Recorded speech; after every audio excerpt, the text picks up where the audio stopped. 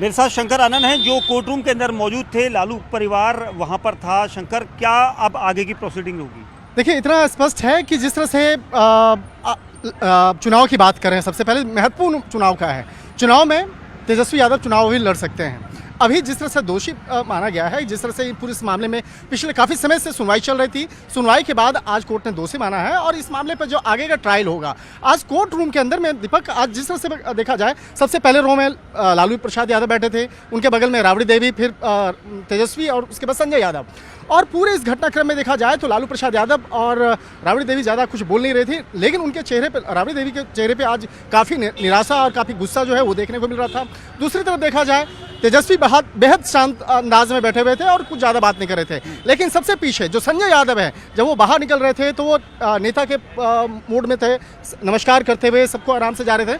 और इस मामले पर जिस तरह से प्रिवेंशन ऑफ करप्शन एक्ट की अगर बात करें, जो सीबीआई का बेहद महत्वपूर्ण ये एक्ट होता है, तो पीसी एक्ट के तहत इन तमाम मामलों पर सुनवाई चल रही थी। तो पीसी एक्ट में यहाँ पर दोषी जरूर माना गया, लेकिन कुछ धाराओं में तेजस्वी यादव और राबड़ी देवी को कुछ धाराओं में छूट है। और छूट इस लिहाज से कहा जा सकता है कि जिस तरह से पीसी एक्ट में वो उस वक्त में सरकारी मुलाजिम नहीं थे।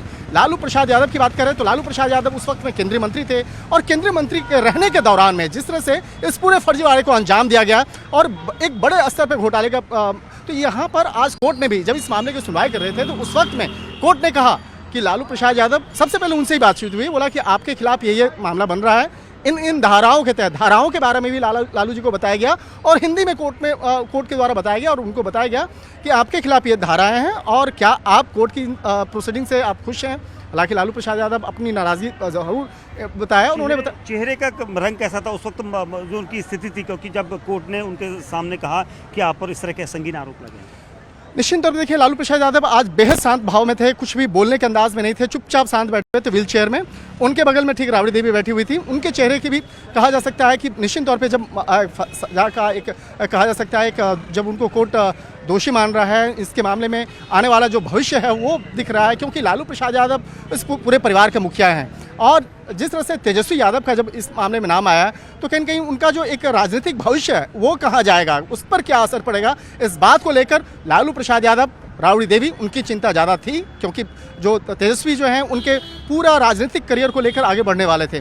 लेकिन उनका नाम जिस तरह से सामने आ चुका है, निश्चित तौर पे एक बड़ा झटका है लालू परिवार के लिए, बड़ा झटका है आरजेडी के लिए। और जिस तरह से कोर्ट के द्वारा आज इस मामले पर जो एक कहा जा सकता है आदेश सुनाया गया है, बड़ा फैसला है। लेकिन आगे इस मामले पर लालू प्रसाद यादव जिस तरह से कह रहे थे, तेजस्वी ने भी कोर्ट के सामने कहा कि इस मामले में जो कानूनी प्रक्रिया है, कानूनी प्रक्रिया के तहत उन तमाम पक्ष को अपना आगे रखेंगे और इस मामले पे आगे तमाम बातों को कोर्ट के सामने रखा जाएगा। शंकर, जो सेक्शंस लगाए गए हैं, क्योंकि धोखाधड़ी के सेक्शन है, आपराधिक साजिश का 120 भी सेक्शन लगाया गया है, 420 आईपीसी लगाया गया है, तो इसको लेकर सीबीआई तो पूरी तरह से पुख्ता है। लेकिन परिवार, लालू प्रसाद यादव का परिवार लगातार कह रहा था कि हमारे ऊपर लगाए गए आरोप बेबुनियाद हैं और हम बिल्कुल निर्दोष हैं। इसको लेकर क्या कहें?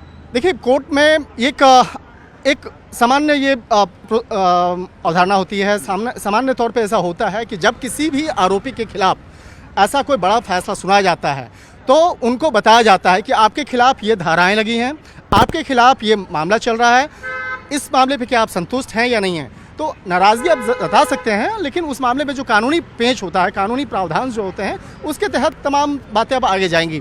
दूसरी तरफ देखा जाए दीपक, आज राउज़नी कोर्ट में ही जो सीबीआई की विशेष कोर्ट है, यहाँ पे 3 आज महत्वपूर्ण मामले हैं। तीनों मामलों का जो कनेक्शन है लालू परिवार से जुड़ता है।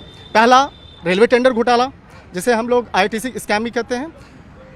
दूसरा मामले की अगर बात करें तो सीबीआई कोर्ट में अभी थोड़ी देर के बाद ही जो दूसरा मामला होगा वो लैंड फॉर जॉब वाला, वो भी सीबीआई इस मामले में इन्वेस्टिगेशन कर रही है। हालांकि इस मामले में आरोपियों को कोर्ट रूम में रहने का कोई ऐसा अनिवार्य नहीं है, कंपल्सरी नहीं है। और तीसरा जो मामला है वो है ईडी वाला मामला। ईडी यानी जो पीएमएल एक्ट के तहत इस मामले में सुनवाई चल रही है और उस मामलों पर आज 3 प्रमुख आरोपियों को कोर्ट के सामने पेश होना होगा और उन तीनों आरोपियों के सामने फिर बाद में आगे कोर्ट की जो प्रोसीडिंग है वो चलेगी। तो एक तरह से कहा जा सकता है कि जिस तरह से देखा जाए, आज सीबीआई राउज़नी कोर्ट में जो सीबीआई की विशेष कोर्ट है, आज 3 ऐसे मामले जो बेहद महत्वपूर्ण हैं और उन तीनों मामलों का कनेक्शन सीधे तौर पर लालू प्रसाद के परिवार से जुड़ता है। शंकर, आज का जो आरोप जो आज तय हुए हैं लालू प्रसाद यादव और उनके साथ कुल 14 आरोपियों के खिलाफ, तो इसका लालू प्रसाद यादव और उनकी पूरी पार्टी को लेकर, क्योंकि विधानसभा चुनाव है बिहार में और 1 महीना भी नहीं रह गया है, कितना फ़र्क पड़ने वाला है? निश्चित तौर पे फर्क पड़ेगा। जो जनता होती है, जनता को एक मैसेज कहीं न कहीं जा रहा है कि तेजस्वी यादव को लेकर एक जो भूमिका बन रही है, तेजस्वी यादव को लेकर एक जिस नेता की छवि बन रही है, तो उसको लेकर होगा कि आगे उनका राजनीतिक भविष्य कहाँ जाने वाला है और किस तरह से इस मामले पर आगे उनकी जो एक साख है उस पर असर पड़ेगा।